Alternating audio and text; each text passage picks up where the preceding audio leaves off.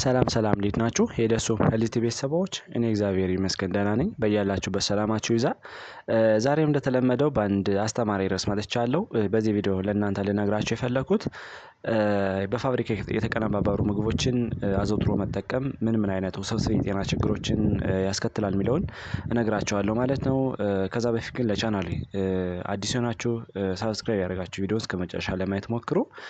ነባር ቤተሰቦችም ላይክ እና ሼር ያደረጋችሁ የዩቲዩብ አልጎሪዝም ለብዙዎች እንዲያደርስና ብዙዎች እንዲማማሩበት በማድረግ ትብብራችሁ እንዳይለይ ስል ጠይቃለሁ።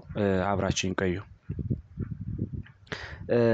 እንደሚታወቀው እንግዲህ በፋብሪካ የተቀነባበሩ ምግቦች ወይም ደግሞ እነዚህ አልትራ ፕሮሰስ ፉድ የሚባሉት በተለይ ደግሞ በጣም ለጤና ሪስክ እንደሆኑ ብዙ ጥናቶች ያስረዳሉ ማለት ነው። በተለይ ደግሞ እነዚህ ፕሮሰስ ምግብ ለምንጠራቸው ፕሮሰስ ፉድ ብለን የምንጠራቸው እንደሚታወቀው ከፍተኛ የሆነ ጨው አላቸው ወይም ደግሞ ከፍተኛ የሆነ ሳልት አላቸው። ከፍተኛ የሆነ ሱገር ወይም ደግሞ ጣፋጭ ነገር ይዘዋል። ከዚህ በተጨማሪ ከፍተኛ የሆነ ኬሚካል ይዘዋል። በተለይ እነዚህ ፕሬዘርቫቲቮችን በከፍተኛ ደረጃ ይዘዋል ማለት ነው። ምግብ እንዳይበላሽ በማድረግ ለብዙ ሰዓት ለማቆየት ፕሬዘርቫቲቮችን ይዘዋል ማለት ነው። እንዲሁም ከፍተኛ የሆነ ካሎሪ ይዘዋል። ከዚህ በተጨማሪ ደግሞ እንደሚታወቀው ጤነኛ ያልሆነ ፋት ወይም ደግሞ አንሄልዚ ፋት ይዘዋል ማለት ነው። ስለዚህ አጠቃላይ የተለያዩ የሰውነት ክፍሎቻችን ችግር እንዲከሰት በማድረግ አስተዋጽኦ ያደርጋሉ ማለት ነው። ስለዚህ እነዚህ መቀነስና ማስተካከል በተለይ ደግሞ ራሳችን አዘጋጅተን መመገብ ራሳችን አትክልትና ፍራፍሬ ያላቸውን አትክልትና ፍራፍሬ አዘውትሮ መጠቀም ፋይበር ያላቸው ምግቦች መመገብ እነዚህ ተላላፊ ላልሆኑ በሽታዎች ወይም ደግሞ ነን ኮሚኒኬብል ዲዚዝ የምንጠራቸው ለምሳሌ የስኳር በሽታ አይነቱ የስኳር በሽታ ብለን የምንጠራው ግፊት የተለያየ ካንሰር አይነት ሰውነታችን ውስጥ እንዳይፈጠር መከላከል እንችላለን ማለት ነው። ዛሬ እንግዲህ በፋብሪካ የተቀነባበሩ ምግቦች በተለይ ደግሞ አሁን ያልናቸውን ከፍተኛ የሆነ ሳልት አላቸው፣ ከፍተኛ የሆነ ሱገር፣ ከፍተኛ የሆነ አንሄልዚ ፋት አላቸው። ከዚህ በተጨማሪ ለማጣፈጫነት ወይም ደግሞ ምግብ ሳይበላሽ ለብዙ ሰዓት ለማቆየት የሚያገለግል ፕሬዘርቫቲቭ ብለን የምንጠራው ወይም ደግሞ ይሄ ኬሚካልን ይዘዋል። እንዲሁም አሁን የጠቀስናቸውን አጠቃላይ ኮምባይን አድርገው ስለያዙ የተለያዩ የሰውነታችን ሪስክ እንዲፈጠር ያደርጋሉ ማለት ነው። ሰውነታችን ውስጥ ተላላፊ ያልሆኑ በሽታዎች እንዲፈጠሩ ያደርጋል ማለት ነው። ስለዚህ አመጋገባችን ማስተካከል እጅግ በጣም አስፈላጊ ነው ማለት ነው። ዛሬ እንግዲህ የተወሰኑ ችግሮችን እናያለን ማለት ነው። በተለይ ደግሞ አዘውትረው በፋብሪካ የተቀነባበሩ ምግቦችን የሚመገቡ ሰዎች ምን አይነት የጤና ችግር ይደርስባቸዋል ወይም ደግሞ ምን አይነት ሪስክ ፋክተር ይኖራቸዋል የሚለውን አብረን እናያለን ማለት ነው። የመጀመሪያው እንደሚታወቀው ከፍተኛ ቅድም የጠቀስናቸው ኮንቴንቶች ስለያዘ ኦቤሲቲ እንዲፈጠር ያደርጋል ወይም ደግሞ ከፍተኛ የሆነ ኪሎ እንዲኖረን ወይም ደግሞ ክብደታችን በከፍተኛ ደረጃ እንዲጨምር ያደርጋሉ ማለት ነው። በተለይ ደግሞ እነዚህ ፕሮሰስ የሆኑ ምግቦች እንደሚታወቀው ከፍተኛ የሆነ ካሎሪ አላቸው ወይም ደግሞ በካሎሪ በከፍተኛ ደረጃ የበለፀጉ ናቸው። ስለዚህ ይሄ ካሎሪን አዘውትረን ስንጠቀም ደግሞ ኪሎአችን ወዲያውኑ እንዲጨምርና ለክብደት ሳይመጣጠን ይቀራል ማለት ነው። በዛ ሂደት ለተለያዩ ችግሮች ልንጋለጥ እንችላለን ማለት ነው። ስለዚህ ኦቨር ዌይት መሆን ደግሞ ወይም ደግሞ ብዙ ጊዜ ኦቤሲቲ ብለን የምንጠራው እንግዲህ ቦዲ ማክስ ኢንዴክሳችን ከ30 ኪሎ ግራም ፐር ሜትር ስኩዌር በላይ ሲሆን ሊፈጠር የሚችል ነገር ነው ማለት ነው። በዛ ሂደት ክብደታችን ሲጨምር እንደምታውቀው ተላላፊ ላልሆኑ በሽታዎች እንድንጠቃ ለምሳሌ የስኳር በሽታ፣ የደም ግፊት፣ ስትሮክ እና የልብ ህመም እንዲፈጠር ያደርጋል ማለት ነው። ስለዚህ በፋብሪካ የተቀነባበሩ ምግቦችን ከመመገብ መቆጠብ አሁን ያልነው ውፍረት እንዳይከሰት ያደርጋል። ውፍረት እንዳይከሰት ማድረግ እንችላለን ማለት ነው። በተለይ ደግሞ ራሳችንን አዘጋጅተን መጠቀም አትክልትና ፍራፍሬ ላይ ማዘውተር በፋይበር የበለፀጉ ምግቦችን አዘውትሮ መጠቀም ኪሎአችን እንዲመጣጠን ማድረግ እንችላለን ማለት ነው። ሁለተኛ አይነቱ የስኳር በሽታ እንዲፈጠር ያደርጋሉ። በተለይ ቅድም የጠቀስናቸው እነዚህ ፕሮሰስ የሆኑ ምግቦች ከፍተኛ የሆነ ጣፋጭ ነገር ወይም ደግሞ ሱገር አላቸው። ከዚህ በተጨማሪ ደግሞ ከፍተኛ የሆነ ጠቃሚ ያልሆነ ፋት ይዘዋል ወይም ደግሞ ቅባት ይዘዋል። ከፍተኛ የሆነ ቅባት በተለይ ደግሞ እነዚህ ራንስድ እነዚህ በጣም ትራንስ ፋት ብለን የምንጠራቸው እንደ ማርጋሪን አይነት ነገሮችን ስለሚይዙ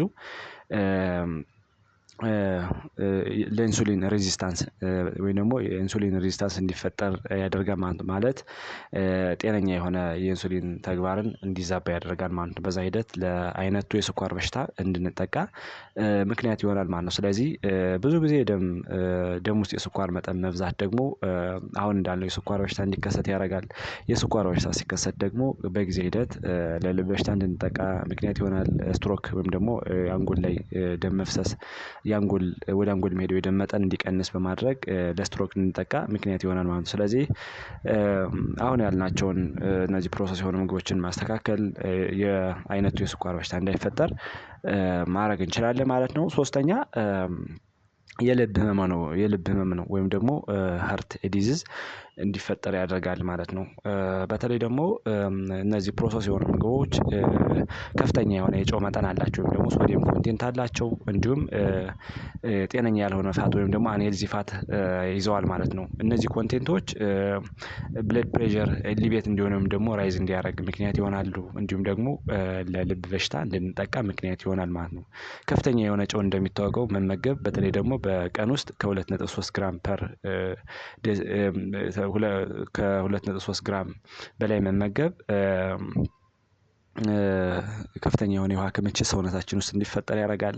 የደም ስሮች እንዲጨናነቁ ያደርጋል እንዲሁም ደግሞ አጠቃላይ የልብ ጡንቻዎችና የልብ ማስሎች በከፍተኛ የጨው መጠን እንዲጎዱ ያደርጋል ማለት ነው። ስለዚህ ይሄ ደግሞ ደም ስር ላይ ችግር ይፈጥራል። ደም ስር ላይ ተርብላንት የሆነ ብለድ ፍሎ ሲኖር ደግሞ እንደሚታወቀው ለልብ ህመም እንድንጠቃ ምክንያት ይሆናል ማለት ነው። አንሄልዚ ፋት ደግሞ ብዙ ጊዜ ወይም ደግሞ ጤነኛ ያልሆነ ፋት ደም ስሮች ላይ ልማም ይፈጥራል። ልማም ሲፈጠር ደግሞ ፕሌክ ብለን የምንጠራው ማለት ነው። እሱ ሲፈጠር የደም ስሮች ይጠባሉ ማለት ነው። ያ ማለት ኮንትራክት እና ሪላክስ እንዳያደርጉ ምክንያት ይሆናል ማለት ነው። በዛ ሂደት ለልብ ህመም እንድንጠቃ በተለይ ደግሞ የኮሮናሪ ሃርት ዲዚዝ ወይም ደግሞ ኮሮናሪ ሲንድሮም ለምንጠራው እንዲፈጠር ምክንያት ይሆናል ማለት ነው። ስለዚህ እነዚህ ፕሮሰስ የሆኑ ምግቦች በከፍተኛ የሆነ ሶዲየም እና ከፍተኛ የሆነ አንሄልዚ ፋት ስላላቸው ባንመገባቸው በጣም አሪፍ ነው ማለት ነው። ከዛ ይልቅ ምግብን ራሳችን ሰርተን በአትክልት ፍራፍሬ እና በፋይበር የበለፀጉ ምግቦችን አዘውትሮ መመገብ አሁን ያልነውን ችግር እንዳይፈጠር ያደርጋል። ከዛ በተጨማሪ ደግሞ የሶዲየም ኮንቴንትን ስንጠቀም ዊዝ ሊሚትድ ቢሆን ይመረጣል ማለት ነው። ወይም ደግሞ ዊዝ ኢንዲኬሽን ቢሆን በጣም አሪፍ ነው ማለት ነው። ከዚህ በተጨማሪ አራተኛ ካንሰር እንዲፈጠር ያደርጋል። በተለይ ደግሞ ብዙ ጥናቶች እንደሚያስረዱት እነዚህ ፕሮሰስ የሆኑ ምግቦችን ኮንሱም የሚያደርግ ሰው ለተለያዩ የካንሰር አይነቶች እንዲጋለጥ ምክንያት ይሆናል ማለት ነው። ምክንያቱም ጤነኛ ያልሆነ ፋት አለ፣ ከፍተኛ የሆነ የጨው መጠን አለ፣ ከፍተኛ የሆነ የስኳር መጠን ይኖረዋል እንዲሁም ደግሞ እነዚህ ፕሬዘርቫቲቭ ለምንጠራቸው ወይም ደግሞ ኬሚካሎች ይኖራሉ እንዲሁም ደግሞ ሃይ ካሎሪ ይኖራል ማለት ነው። እነዚህ እንግዲህ ኮምባይንድ በመሆን ሴሎቻችን ይጎዳሉ ማለት ነው። በተለይ ደግሞ መርዛማ ንጥረ ነገሮች ሴሎቻችን ውስጥ እንዲጠራቀሙ ይደረጋል። በዛ ሂደት የሴል ወይም ደግሞ የዚህ የጂን ሚውቴሽን እንዲቀየር ያደርጋል። ሴሎች ኖርማል ስራቸውን እንዳይሰሩ ያደርጋል። ስለዚህ ለካንሰር እንድንጋለጥ ምክንያት ይሆናል ማለት ነው። በተለይ ደግሞ የአንጀት ካንሰር፣ የጨጓራ ካንሰር፣ የጉበት ካንሰር እንዲሁም የተለያዩ የካንሰር አይነቶች እንዲፈጠሩ ምክንያት ይሆናል ማለት ነው። ስለዚህ እነዚህ የጠቀስናቸው ምግቦች ከመመገብ መቆጠብ ለካንሰር በሽታ እንዳንጋለጥ ማድረግ እንችላለን ማለት ነው። ከዚህ በተጨማሪ አምስተኛ ለአንጀታችን ጤንነት ነው። በተለይ አሁን የጠቀስናቸው ምግቦች አዘውትረን የምንጠቀም ከሆነ የአንጀታችን ጤንነት ዲዝራፕት እንዲሆን ያደርጋል ማለት ነው።